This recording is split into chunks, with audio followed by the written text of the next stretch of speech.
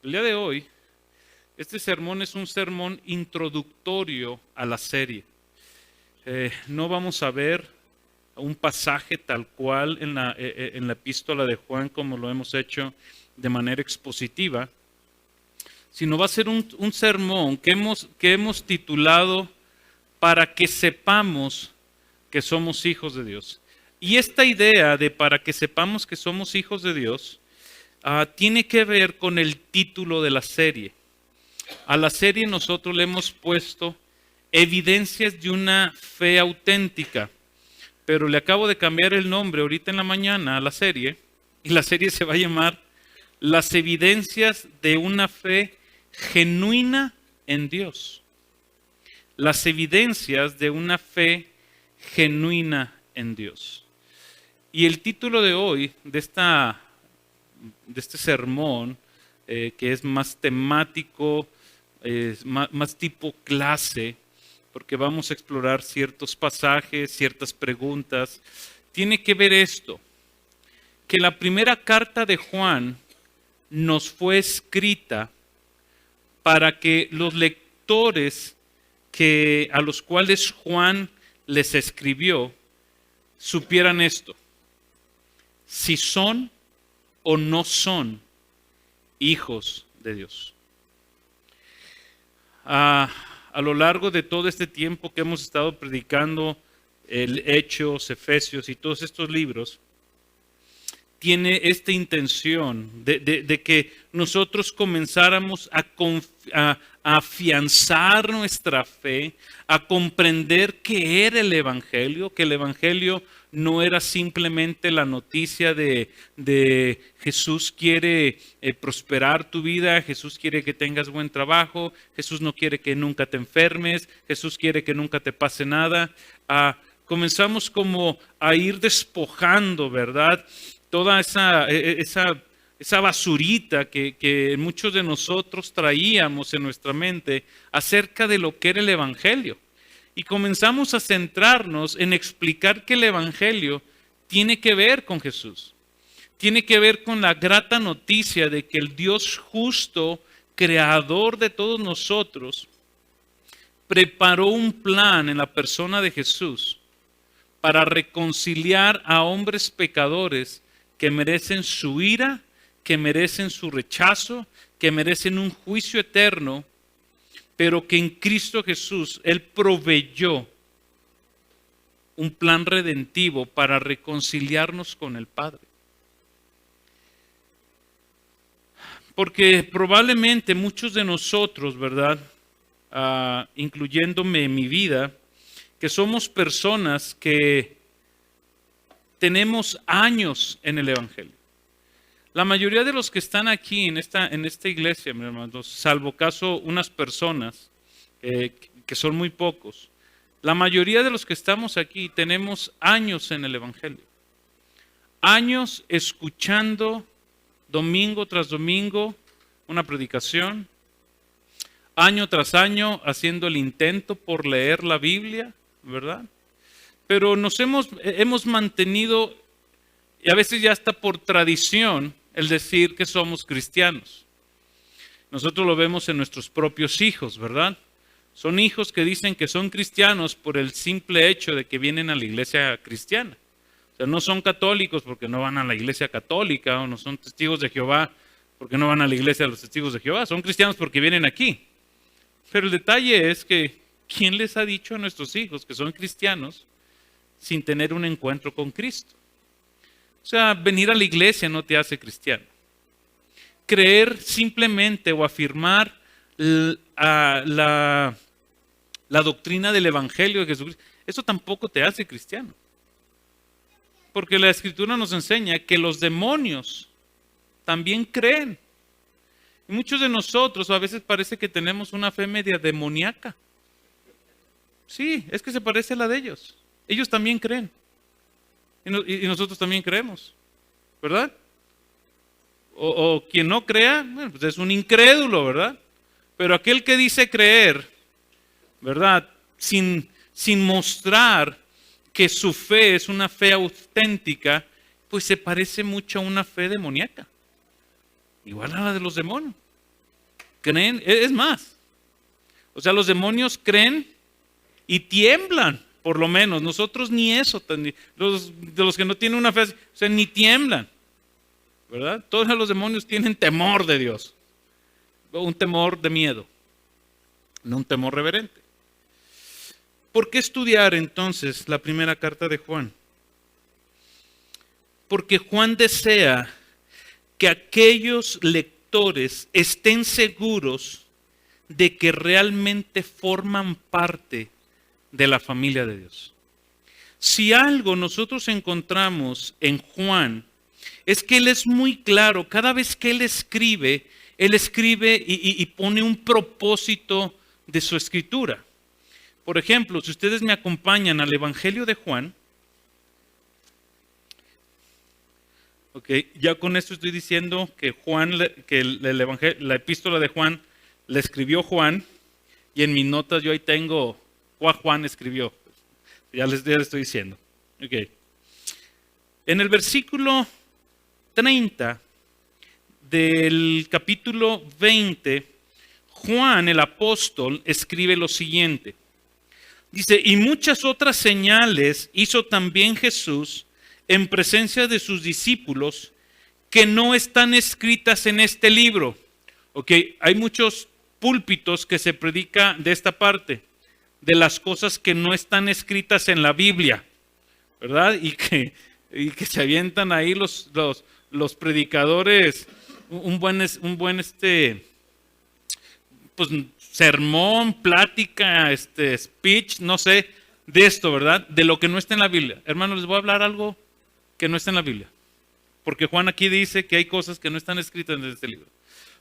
Pero en el versículo 31, Juan da la intención de por qué él escribió el Evangelio de Juan.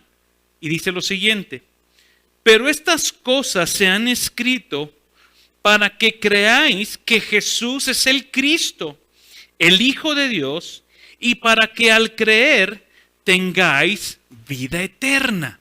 Este es el propósito del por qué Juan escribió el Evangelio de Juan. Él quería que la gente, los lectores, al terminar todo lo que Juan escribió, la gente pudiera creer en el Hijo de Dios. Porque al creer en el Hijo de Dios, esa gente iba a tener vida eterna. Eso es lo que enseña, ¿verdad? Primera de Juan. El apóstol Juan,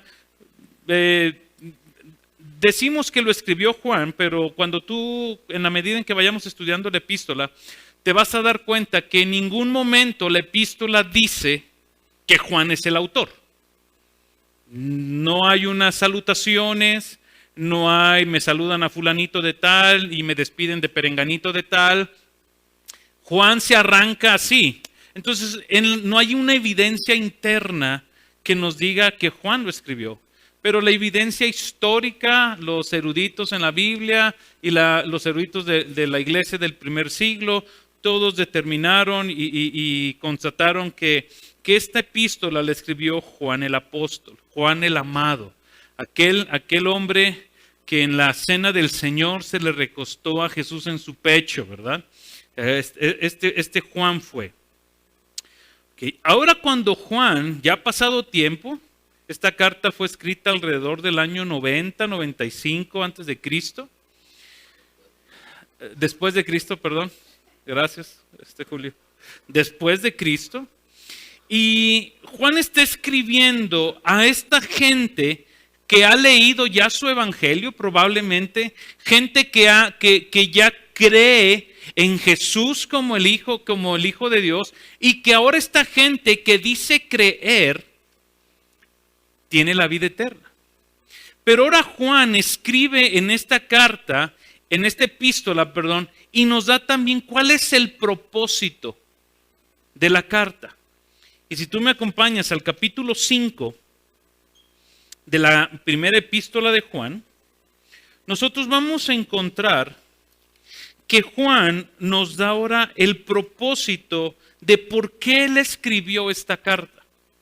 Y en el versículo 13 del capítulo 5 dice lo siguiente.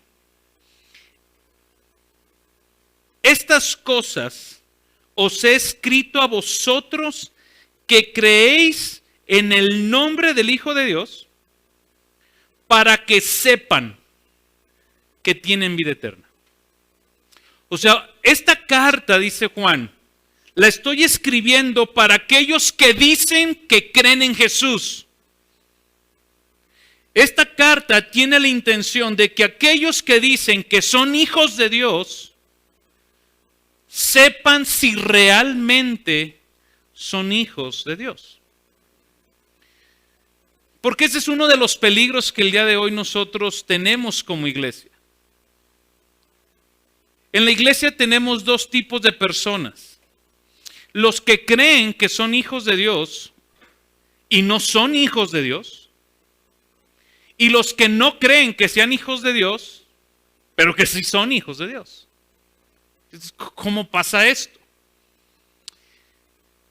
Aquellos hombres y mujeres que constantemente están siendo transformados por Dios, que están luchando contra su pecado, ¿verdad? Que hay una batalla constante de mortificación de pecado. Romanos nos enseña que nos despojemos, ¿verdad?, del viejo hombre y que nos vistamos del nuevo hombre. O sea, cuando un hombre y una mujer está constantemente en este proceso de santificación, donde Dios le habla por su palabra, la palabra del Espíritu Santo lo redarguye, hay arrepentimiento, hay abandono de pecado y va a la Escritura y una vez más regresa con el Señor. Y comienza en su vida cristiana y hay un tropezón y muchas veces viene culpabilidad. Viene culpabilidad y viene el acusador de los hermanos que viene y nos dice, pues no que eres cristiano, vete lo que haces.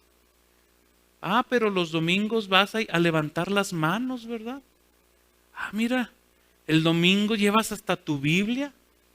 ¡Qué hipócrita! Y llega esa culpa, ¿verdad? Y el problema es que cuando te llega esa culpa, tú puedes hacer dos cosas. O citas la Escritura y dices, si confieso mis pecados, Él es fiel y justo para perdonar mis pecados y limpiarme de toda maldad, y corres a la cruz. O te alejas de la cruz. Y le crees las mentiras al diablo y comienzas a crearte, si es cierto, soy un hipócrita, no puede ser posible, los cristianos no hacemos esto. Pero si tú eres de los que entra la culpabilidad e inmediatamente, por la presencia del Espíritu Santo, tú sabes que hay un abogado que intercede por ti y que estás en un proceso de crecimiento, vas a Cristo. Efesios 4:16, te acercas confiadamente al trono de la gracia, para que encuentres misericordia y gracia para la ayuda oportuna. Hebreos 4:16, perdón. Y comienzas una vez más. Esos que tienen esas luchas, cuando dudan que son cristianos, esa lucha parece ser como que te confirma que eres cristiano. Porque los deseos de la carne se interponen a los deseos del Espíritu. Pero cuando tú eres un cristiano que nunca luchas con tu pecado, que siempre te justificas, que no hay cambios, que una y otra y otra y otra, o sea que no se te ve a Cristo por ningún lado, excepto porque tú dices que eres cristiano. Esos son los más peligrosos. Porque ¿cómo lo sacas de su error? Si solamente el Espíritu Santo puede causar eso. Entonces Juan escribe y nos dice, ¿ya leyeron mi evangelio? Y todos podemos decir, sí, ya, ¿cuántos han leído el evangelio de Juan? Okay, yo ya leí, ya creí que Jesús es el Cristo. Entonces ahora Juan te dice, ok, tienes que leer mi epístola para que tú sepas si realmente has creído en Jesús.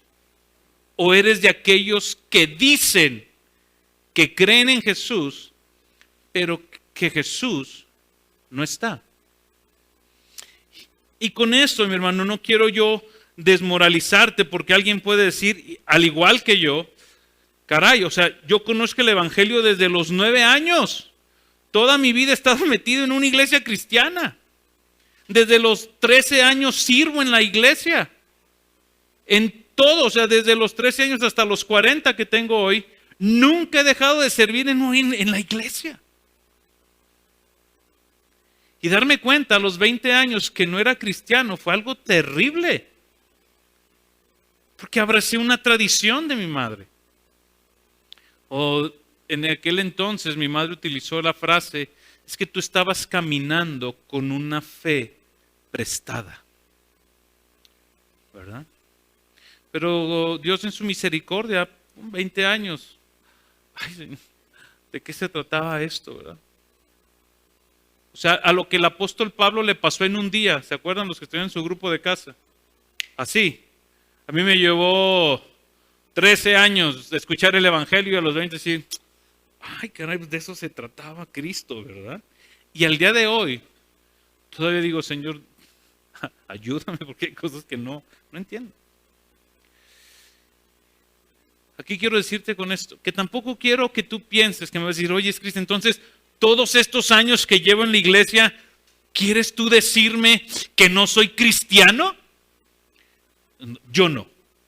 No, yo no quiero poner esa carga en tu vida. O sea, yo lo que quiero es que tú y yo juntos vayamos a la Escritura y que juntos nos pongamos al lado de la Escritura y la plomada de la Escritura nos diga, si eres cristiano, no eres cristiano. Porque ni soy mejor que tú, ni eres mejor que yo. Estamos necesitados de la misma gracia. Pero ¿por qué entonces querer verlo de esta manera, verdad? Una serie donde constantemente estemos siendo expuestos para saber si somos cristianos. ¿De dónde sacamos esta idea? Bueno, Juan está en la Escritura, pero Pablo nos exhorta a esto. Acompáñenme a 2 de Corintios, capítulo 13, versículo 5. Dice, poneos a prueba para ver si estáis en la fe. Examinaos a vosotros mismos. ¿O no os reconocéis a vosotros mismos de que Jesucristo está en vosotros? A menos de que en verdad no paséis la prueba. O sea, Pablo, nos está exhortando y nos está diciendo, hermanos, o sea, de vez en cuando es muy bueno que se examinen, que se prueben a ustedes mismos para saber si están en la fe. Miren, mi mamá hoy tiene 60 años, bueno, va a cumplir 60 años. Y mi abuelo 90 años. Y tanto mi mamá como mi abuelo, o sea, como que periódicamente van al médico, ¿verdad? O sea, como para ver cómo están, a ver si están más para acá o ya están más cerquitas de para allá. ¿Verdad? Pero ellos constantemente, ¿verdad? Fui al médico y me revisé esto y me revisé lo otro. Porque gente negligente como yo, rara, o sea, vamos al médico, pero cuando nos duele la panza y nada más llegamos al médico a pedirle que nos dé lo que ya sabemos que nos va a quitar el dolor. Pero si fuéramos sabios, y tengo que ser sabio, o tenemos que ser sabios, nosotros llegamos a una edad en nuestras vidas, de los 35, 40 para arriba, como que tenemos que irnos a checar más regularmente, ¿verdad? Porque necesitamos saber cómo estamos, del colesterol y de todas esas cositas que los doctores nos dan y nos dicen, estás bien o estás mal. Y cuando nos dan los resultados, cuando yo he platicado con gente que se hace exámenes, siempre se va nada más a lo que está fuera de rango, ¿verdad? Oye, ¿en qué saliste mal? No sé, pero aquí dice que el rango es de 1 a 5 y yo estoy en -4. Ahí estoy mal, ¿verdad? Entonces ahora tú imagínate, ¿verdad? Que en toda nuestra vida nunca vamos al médico. Y, híjole, pues se murió a los 30. ¿Y de qué murió? No, pues tenía esto y lo otro. Y que nunca se lo detecta. No es que nunca fue al médico. Esta analogía es ahora espiritual.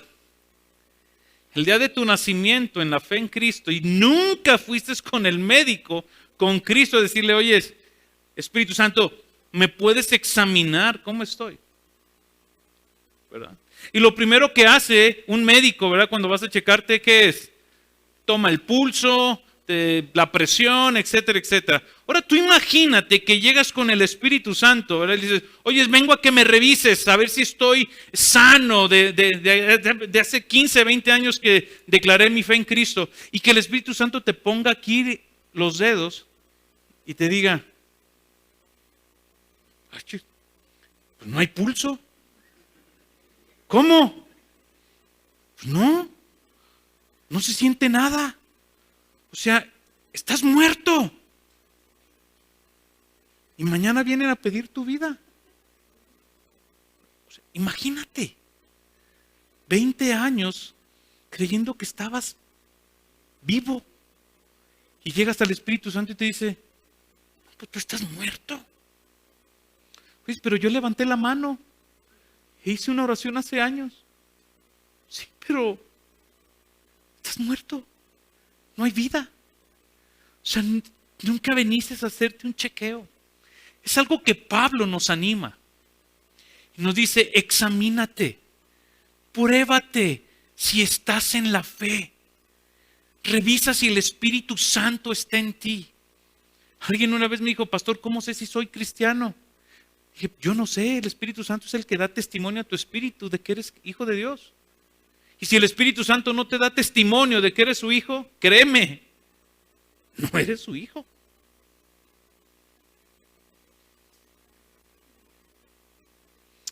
Algo que nosotros debemos entender, mi hermano, es que las cartas o las epístolas fueron escritas también con un propósito, había un contexto histórico, ¿verdad?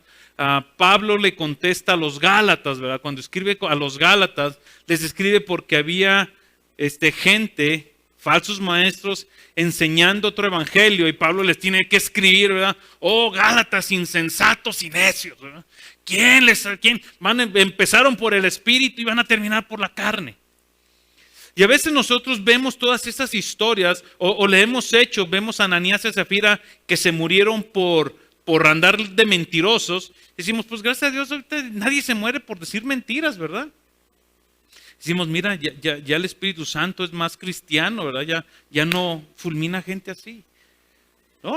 O sea, lo que nosotros debemos entender, mi hermano, es que las situaciones que pasan en la Escritura nos fueron dejadas para que nosotros pudiéramos aprender de ellos. Porque nosotros vamos a ver en Primera de Juan dos peligros que en aquel entonces eran peligros enormes, que ahorita tú los ves en nuestra época y con tanta pluralidad de creencias, muchas veces hasta lo vemos ya normal. Ya solamente decimos, mira, otro loco, ¿verdad? Que se levantó. Pero en aquel entonces, no. O sea, un loco se levantaba con una idea filosófica en contra de Cristo y armaba una revuelta. Pero lo que nosotros vamos a ver en Juan, estos peligros que vamos a ver en Juan, muy probablemente no los tenemos nosotros. O los vemos y los pasamos por alto. Pero nosotros debemos entender lo que Pablo nos escribió también en 1 de Corintios, capítulo 10, versículos 11 y 12. Dice, estas cosas le sucedieron como ejemplo. Lo que la iglesia pasó en su tiempo, dice Pablo, le sucedió como ejemplo y fueron escritas como enseñanza para nosotros, para quienes ha llegado el fin de los siglos. Por tanto, el que cree que está firme, tenga cuidado, no sea que caiga. Porque vamos a ir a Primera de Juan y vamos a ver cositas que decimos, híjole, el docetismo, para empezar, palabra extraña, ¿verdad? Ni siquiera lo utilizamos en nuestro lenguaje, pero es una corriente filosófica que probablemente lo encontramos en nuestro tiempo con otra idea que nos dice que Jesús no fue Dios, sino que Jesús el hombre fue tomado por Cristo el espiritual, ¿verdad? Un tiempecito aquí en la tierra, y que cuando Cristo fue a la cruz, el Jesús espiritual lo abandonó y el que quedó ahí fue Cristo, un hombre más. O sea, cosas raras. Y eso es lo que nos vamos a encontrar. Pero el propósito principal que creo que nos va a tocar a nosotros es este. Saber si realmente nuestra fe en Jesús es una fe genuina o es una fe falsa. O estás amando a Cristo por convicción del Espíritu Santo en tu vida, o es algo que estás siguiendo por una tradición.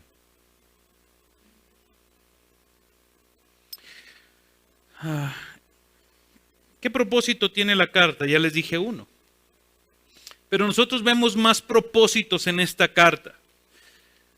Esta carta nos fue escrita con el propósito de que tú veas no solamente si estás en la fe, sino que todas las cosas que Juan nos va a hablar nos quiere comunicar si tú y yo estamos teniendo comunión con el Espíritu Santo.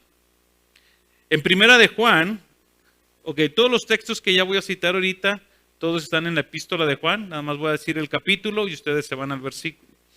Fíjate cómo lo dice en el versículo 3 del capítulo 1.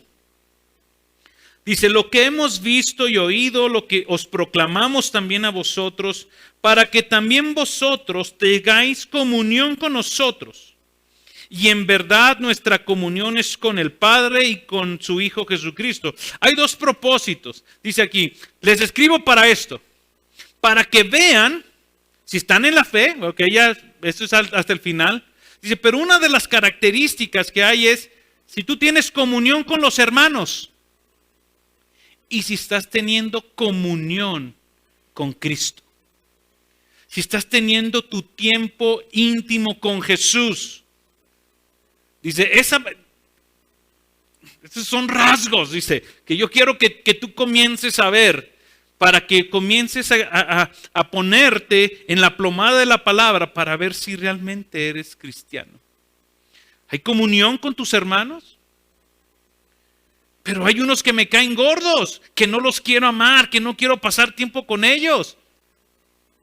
Y más adelantito Juan te va a decir, bueno, es que tú cómo dices que amas a Dios, que no ves, y a tus hermanos que ves, no los amas. Dice, si tú dices que tienes comunión con el Padre, entonces tú tienes que amar a tus hermanos. Y aquí, porque esto salió en una plática que tuve aquí con los facilitadores, ¿verdad? En una ocasión, así como que, bueno, ¿y cómo vamos a amar? Bueno, cada quien tiene una personalidad, ¿verdad? Cada quien tiene un carácter. Hay quienes somos extrovertidos, llamamos muy pachangueros, ¿verdad? O expresamos nuestro amor. Hay quienes son más introvertidos. Entonces, ¿cuál es la plomada? Lo que dice la Biblia. Es que no odio a mis hermanos. No es que nada más no los odies. Juan pone un parámetro. Dice, si tú ves a tu hermano tener necesidad y no haces nada, tú lo estás aborreciendo. Muy claro. Y no es una expresión de, Milton, hermano, ¿verdad? Te amo, ¿eh? Y a lo mejor Milton es más nada más extiende la mano. Pero hay rasgos que tú y yo vamos a comenzar a ver que te dice, no hay zonas grises en primera de Juan. Y quiero traerte esto porque yo no quiero que en el caminar de la carta tú comiences con los peros. Sí, eso dice la Escritura. ¿Pero qué? Pero es que yo creo, ¿tú crees qué? Que no debería de ser. Y yo te voy a decir, pero, ¿qué dice el texto? La carta tiene otro propósito. Y Juan nos dice que cuando tú vives en gozo por tener comunión con Dios y comunión con los hermanos, realmente estás en Cristo. Ve cómo lo dice el versículo 4 del capítulo 1. Os escribo estas cosas para que nuestro gozo sea cumplido. Cuando yo tengo gozo de estar con mis hermanos, yo vivo, hay alegría, hay gozo por convivir con mis hermanos, por amar a Cristo.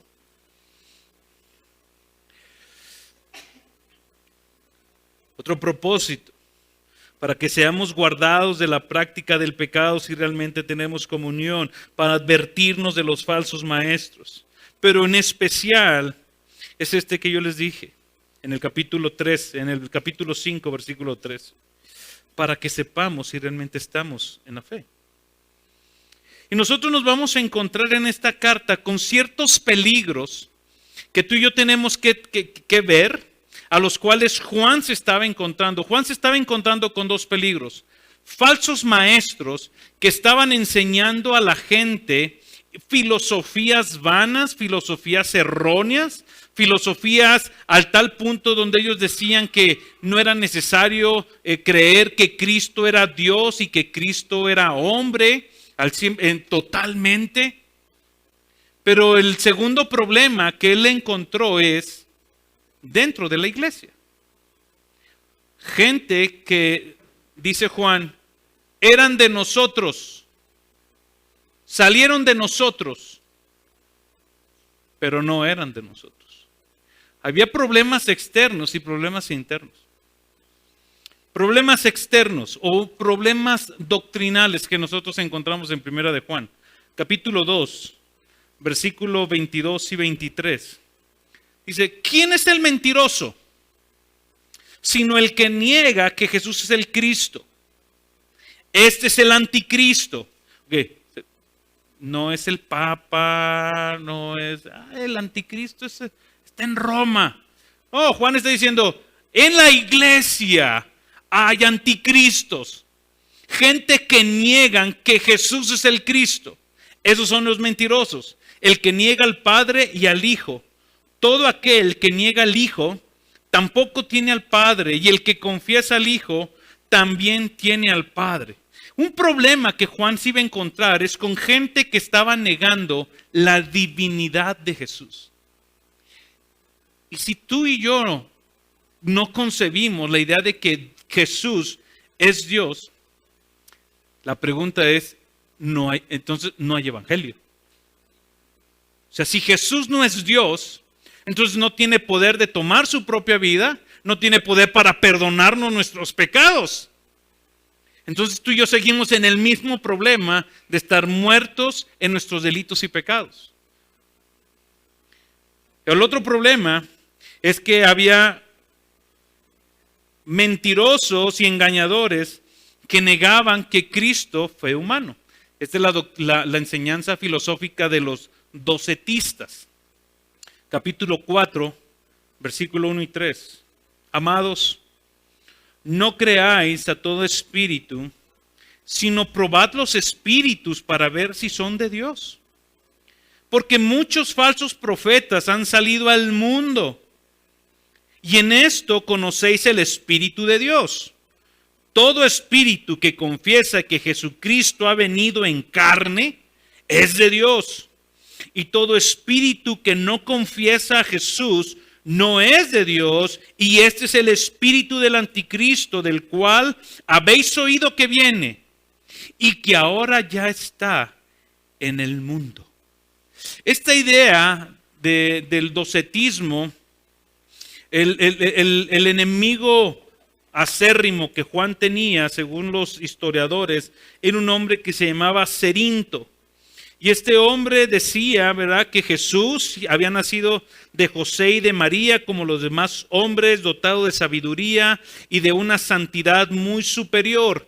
Pero que en el momento de ser bautizado por Juan el Bautista, Cristo, el Hijo de Dios, descendió sobre él en forma de paloma y le reveló entonces quién era el Padre, el cual era desconocido para el Jesús humano, se lo dio a conocer y le dio poderes para hacer milagros y dar a conocer a Jesús, a Dios Padre.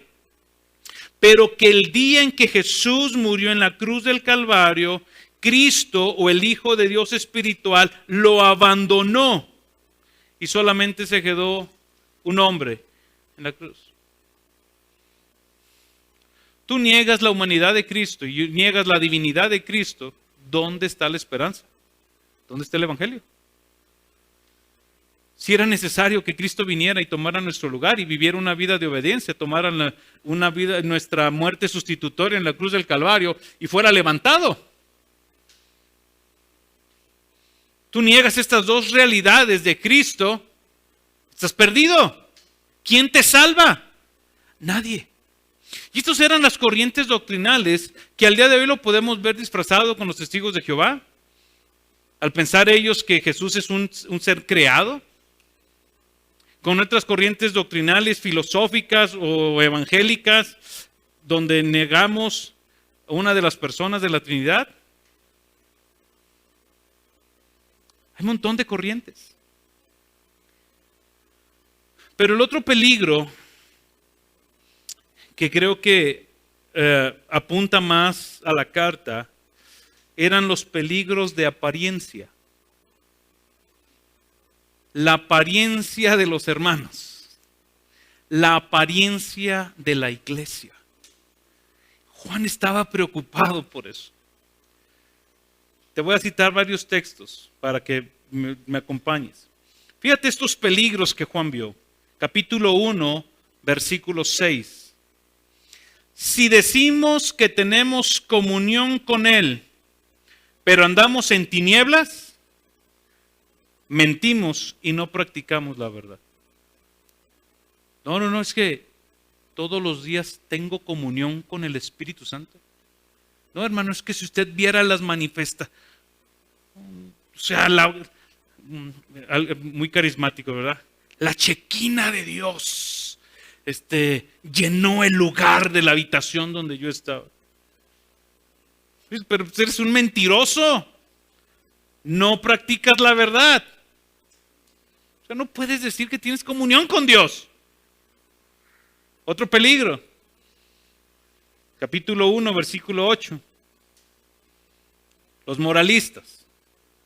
Si decimos que no tenemos pecado, o sea que somos puros desde que nacimos hasta el día de hoy, nos engañamos a nosotros mismos y la verdad no está en nosotros.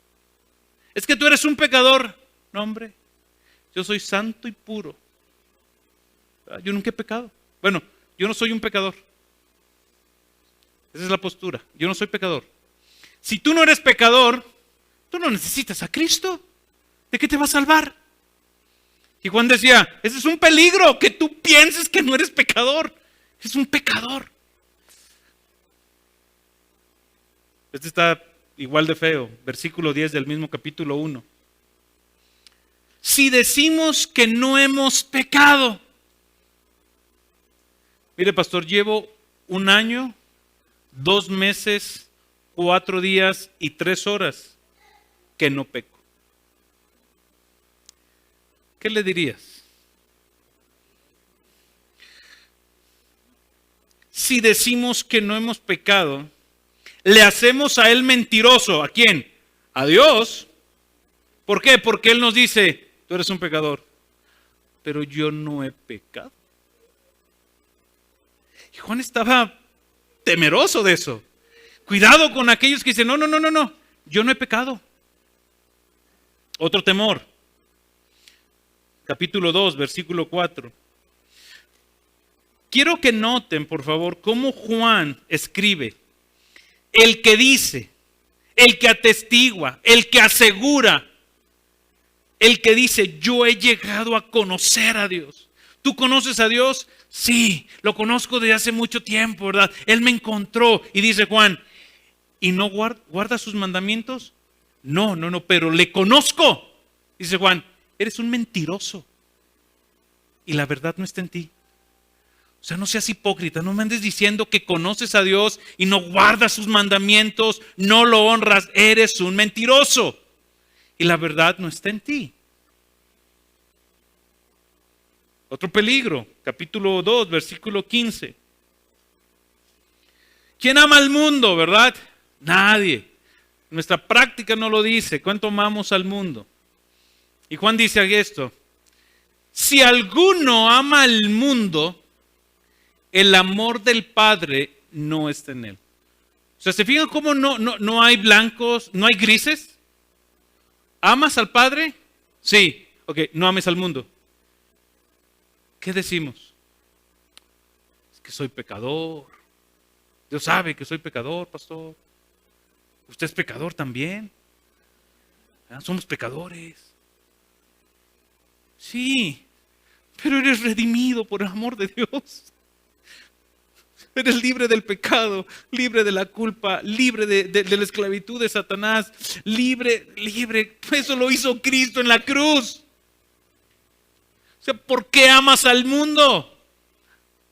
¿Amas a Dios? Sí, no ames al mundo. Punto. Juan estaba preocupado porque en la iglesia había gente que amaba al mundo y decía los domingos que amaba a Dios. Y Juan quería traerlas al tiro. ¿No? Chécate. ¿Amas al mundo? Sí. Ok. No digas que amas a Dios. Otro peligro. La indiferencia que había entre los hermanos. Capítulo 3, versículo 17. Pero el que tiene bienes de este mundo y ve a su hermano en necesidad y cierra contra él su corazón, ¿cómo puede decir que el amor de Dios mora en él? O sea, ¿cómo puedes decir tú que el amor de Cristo, verdad, que sobreabunda en ti, está en ti, que tú amas a Dios y que Dios te ama y que tú eres todo amor, si tú ves a tu hermano tener necesidad y cierras tu corazón? Dice Juan, o sea, no te engañes. ¿Se fijan? No dice, ámalo, invítalo todos los días a tu casa, mándale mensajito y dile, te amo. O sea, ese fue algo bien básico. O sea, ¿lo ves tener necesidad? Sí. ¿Vas a hacer algo? Es que nada más traigo 20 pesos. Y la coca cuesta 14. ¿Cómo le voy a dar? Pero, hermano, Dios te bendiga. En lo que podamos servirte, me avisas. Ay, hermano, pero es que no tengo. Vamos a orar por ti. Hermano, pero es que no tengo. Grupo de casa, hermanos, vamos a orar por Cristian porque no tiene para esto. Hermano, no seas indiferente. Y lo dice Juan, no lo digo yo. ¿Se fijan uno más? Capítulo 4, versículo 20. Fíjense cómo dice. Si alguno ostenta decir, yo amo a Dios. 4:20. Yo amo a Dios y aborrece a su hermano, es un mentiroso, porque el que no ama a su hermano, a quien ha visto todos los domingos y en sus grupos de casa y entre semana, no puede amar a Dios a quien no ha visto. O sea, Juan nos está diciendo como que no manchen. O sea, no manchen. O sea, no se engañen. O sea, yo me imagino a Juan así llegando y dándonos desapes de, órale, o sea, aliviánate. O sea, no andes diciendo cosas que tu actuar demuestra otra cosa totalmente diferente. Oh, Dios, te amamos. Ay, ya llegó fulanito. Uf. A ver, Milton, recórrete. ¿Me explico? Estos son los peligros. Mi hermano, ojo, no estoy exento de esto. O sea, no me estoy parando aquí diciendo, miren hermanos, o sea, yo ya me vi esto. No. O sea, créeme que cuando yo estudié Juan, o sea, yo mismo dije, Señor, ¿por qué mejor no vamos a otra carta? O sea, no sé, Dios, vamos a Ageo. O sea, algo más donde que el Señor sea nuestro todo. O vamos a Marcos, Dios. O sea, ¿por qué Juan? O sea, ¿por qué Juan, Señor? Si tenemos todo. Si me muere y viene otro pastor, pues que él predique primera de Juan. Yo ¿por qué lo voy a predicar, Dios? Juan intenta mostrar entonces las inconsistencias que existen en las falsas enseñanzas cuando éstas no van acompañadas de una práctica de vida que respalde el valor transformador del Evangelio.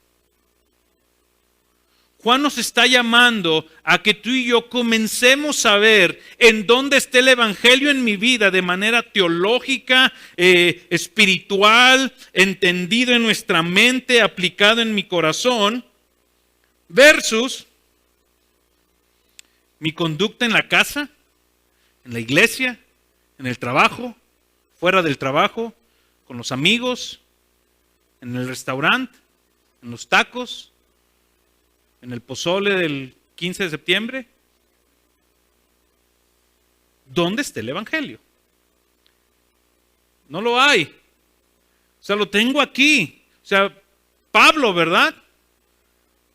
Perfecto teólogo, moralista, religioso, y llega el Evangelio y dice, caray, de esto se trataba. Al que yo quería matar, ahora lo estoy predicando. A los que yo no amaba, ahora los amo. ¿Se fijaron en Pablo eso? Fue a perseguir cristianos, terminó amando a los cristianos, y a los que no amaba, les terminó predicando el Evangelio. En 3 días. Nosotros llevamos 20, 30 años en el Evangelio. Y en la vida hemos compartido a una sola persona del Evangelio.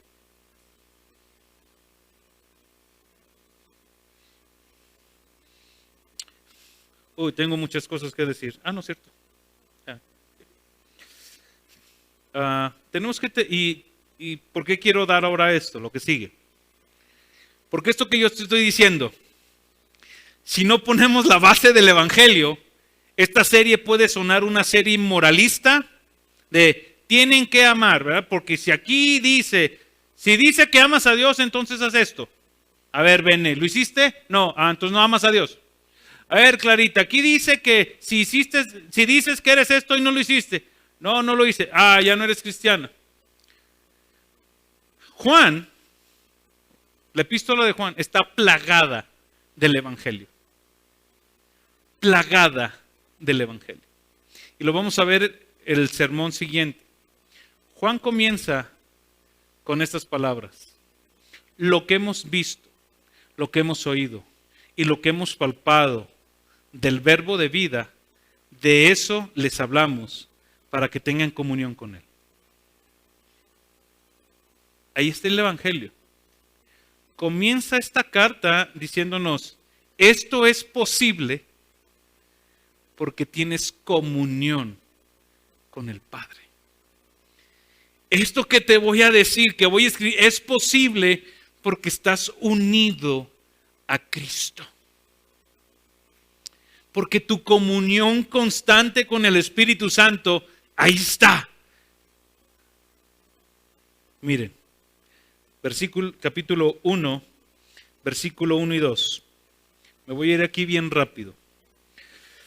Ahí vemos la primera parte. Jesús es el dador de la vida y nuestra comunión. Bueno, que primero es Jesús el dador de la vida. Dice, lo que existía desde el principio, lo que hemos oído, lo que hemos visto con nuestros ojos, lo que hemos contemplado y lo que han palpado nuestras manos acerca del verbo de vida. Pues la vida fue manifestada y nosotros la hemos visto y damos testimonio y les anunciamos la vida eterna, la cual estaba con el Padre y se nos manifestó. Ahí está la primera parte del Evangelio. Jesucristo es el dador de la vida. La segunda parte del Evangelio que quiero ver es en el versículo 3. Nuestra comunión ahora con Dios Padre. Es sobre eso que tú y yo tenemos que descansar. Al final quiero hablarte cómo te preparas para una serie así. Porque no queremos, ¿verdad?, que cada domingo tú vengas y digas, o sea, salgamos de aquí y decir de, chala, pues el domingo me dijeron que no era cristiano y el lunes pues fui con el Señor, pero ya llegó otra vez el domingo y pues, otra vez, ¿verdad? No queremos eso. Queremos, como dice Pablo, examínate. Si hay cosas que tienes que cambiar, cámbialas. Si hay pecados de los que te tienes que arrepentir, arrepiéntete. Si tú vienes a quererte poner una palomita siempre, entonces entras en la categoría de nunca he pecado, pastor. Mire, salí con 10 en este domingo. Malos ellos, véalos cómo están. ¿Verdad? Ok, esta parte es la que nos debe de traer gozo. En el 1:9 vemos a un Jesús que es fiel y justo para perdonar nuestros pecados y para limpiarnos de nuestra maldad. En el 1 y 2 tenemos a Cristo Jesús, nuestro abogado. Que si la riegas, si tú confiesas tu pecado y vas y abandonas tu pecado y llegas con el Padre, le dices, Señor, estoy totalmente de acuerdo con lo que tú dices acerca de mí. Soy un mentiroso, soy un ingrato, soy un arrogante, soy un mentiroso, Señor. Perdóname y límpiame y ayúdame. Tú te levantas de ahí, perdonado. Porque el texto dice que Él es fiel y justo para perdonarte si confiesas tu pecado y te apartas de Él. No solamente es confesor, ya le dije. No. Confiesa y apártate. Tenemos un abogado con el Padre. Porque me gusta cómo comienza. Versículo 1 del capítulo 2. Hijitos míos, esta es otra parte, ¿verdad? Juan escribe así con mucho amor. Hijitos míos. Mis pequeños, dice, os escribo estas cosas para que no pequen, pero si pecan, tenemos un abogado, a Jesucristo el justo. O sea, todos eran así de, Juan, qué bueno que nos dices esto al inicio. Gracias, Juan. Te amamos nosotros también, Juan. Y amamos más a Cristo. Capítulo 3, versículo 8. Tenemos aquel que venció a Satanás de nuestro lado. El Hijo de Dios se manifestó con este propósito para destruir las obras del diablo. Pastor, es que el diablo me trae agarrado, ¿verdad? Pues dile que te suelte. Ya pagaron por ti en la cruz del Calvario. Más bien, suéltalo tú a él. Porque el que no quiere soltar su pecado eres tú. Cristo ya te hizo libre. Es que no puedo amar. Una cosa es muy diferente en que no quieras amar y otra cosa es que no puedas amar. Cristo hizo posible que ames. Él vino y destruyó las obras del enemigo. 3:16. Tenemos a nuestro sustituto. En esto conocemos el amor en que Él puso su vida por nosotros. Él puso su vida, nuestro sustituto en la cruz del Calvario. 3:23. El único verdadero en quien debemos creer y confiar. Este es el mandamiento que tenemos. Que creamos en el nombre de su Hijo Jesucristo. Nada más estoy mencionando la parte del Evangelio. Cree en Jesús. Si Jesús lo dijo, Jesús lo va a hacer. Si Él dice que Él es fiel y justo para perdonarte, Él es fiel y justo para perdonarte. Si Él dice que ya venció las huestes de maldad, Él ya las venció. 4:14. Y nosotros hemos visto y damos testimonio de que el Padre envió al Hijo para ser el Salvador del mundo. Los que estuvieron en su grupo de casa dirían, de los cuales de los pecadores, yo soy el primero. Bien, mi hermanita Xochitl. Yo soy el primero. Y aquellos que dijeron, pero yo no soy como Pablo, yo nunca quise matar a Cristo.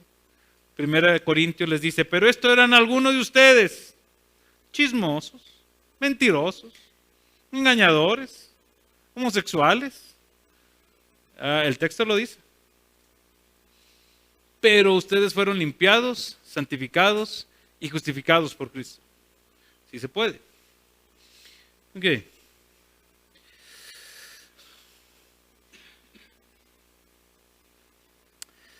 Con esto voy a terminar. ¿Cómo debemos prepararnos para esta serie?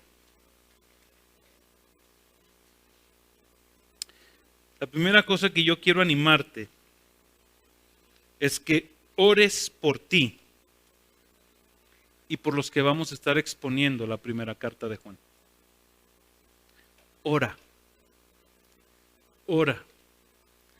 Cada día. Regálanos 5 minutos de tu oración a los que van a estar compartiendo la serie.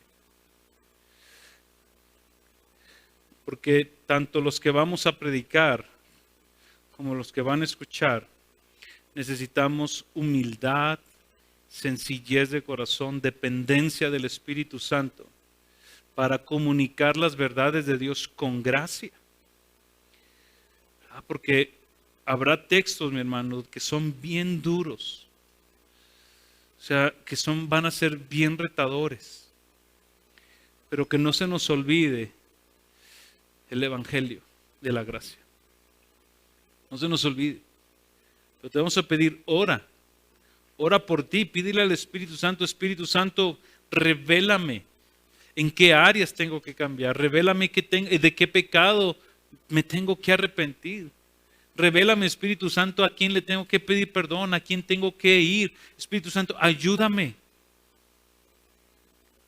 2. Ven en humildad. Sé humilde. A recibir lo que Dios tiene para ti.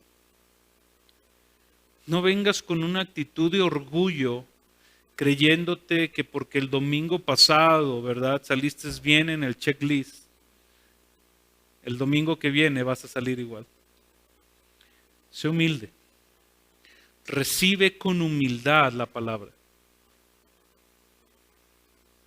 Guarda tu corazón del orgullo, de ser jactancioso, de ser juicioso. Porque lo que más deseamos es que la palabra de Dios hable a tu vida. Y 3, sé disciplinado. ¿En qué, pastor? No faltes. No faltes. Porque cada domingo vamos a venir con el doctor.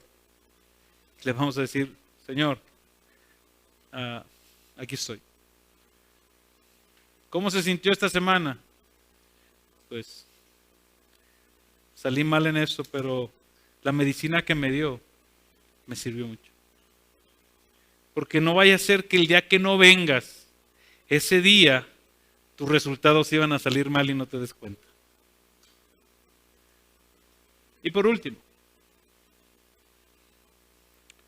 nunca te olvides del Evangelio.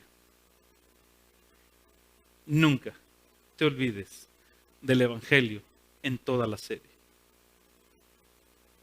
Porque si tú quitas el Evangelio, vas a querer ver esta serie como algo moralista. Y déjame decirte algo, te puedes esforzar. Te puedes esforzar. Pero va a llegar un día donde te vas a cansar. Y vas a decir, o sea, estar amando a Cristian todos los domingos, toda la semana. No, ya. Chale. Ahora vamos a amar a Edwin. No olvides el Evangelio. Cristo ya lo ganó por nosotros y para nosotros. Y cada vez que el Espíritu Santo te confronte, sal de aquí contento. No salgas así todo. Sal contento. Porque qué hermoso es saber esto. Que aquel a quien Dios ama, corrige. Porque es su Hijo. Señor, te damos gracias en esta tarde. Señor, ponemos en tus manos los próximos meses que vamos a estar explorando Primera de Juan. Ayúdanos, oh Dios. Concédenos de tu gracia. Concédenos tu favor, Señor. De tal manera, Padre, que cada texto que vamos a explorar, Señor, por un lado, tu palabra nos dice, Señor, que tu palabra es útil para enseñarnos, para redarguirnos, para instruirnos, Señor, y eso queremos. Queremos ser como los de Berea, de gente dispuesta a ser confrontada por tu palabra, a estudiarla, a meditarla, a reflexionarla, Señor. Padre, y tener un corazón humilde, Padre, y dispuesto para lo que tú vas a hacer en nuestras vidas. Ayúdanos, Padre. Espíritu Santo, cada domingo, cada palabra que nos vayas a confrontar, concédenos lo que tú demandes de nosotros. Enséñanos a ser obedientes, que estemos prestos, dispuestos a hacerlo, Dios, para gloria de tu nombre. Señor, bendice a los predicadores que van a estar compartiendo. Señor, tráeles claridad en cada pasaje. Úsalos, mi Dios. Padre, porque queremos ser edificados toda la iglesia. Padre, y ayúdanos a poner en práctica lo que tú demandes de nosotros. Te lo pedimos, Señor, en el nombre de Jesús. Amén y amén. Búscanos en Facebook y YouTube como Iglesia Gracia Soberana Durango y disfruta de este y otros mensajes. Visítanos, estamos en calle Alberto Terrones, número 733, zona Centro Sur, Durango. Estaremos contentos de recibirte.